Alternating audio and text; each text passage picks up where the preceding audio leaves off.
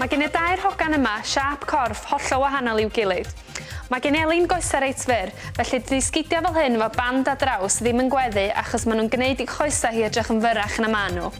Mae gen Ffion siap corff fwy curvy, felly dydi bandiau fel hyn a draws ddim yn gweithio achos maen nhw'n tynnu gormod o sylw at y ffer. Ac achos bod Elin efo coesau tenna, dydi sgidiau bulky trwm fel hyn ddim yn gweddu achos maen nhw'n edrych lot rhy drwm ar waelod y corff.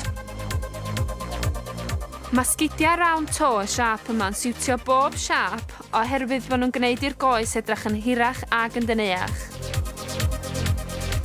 Mae ballet pumps heb strap yn gwneud i'r goes edrych yn fwy siapus a ddim yn tynnu sylw at y ffer.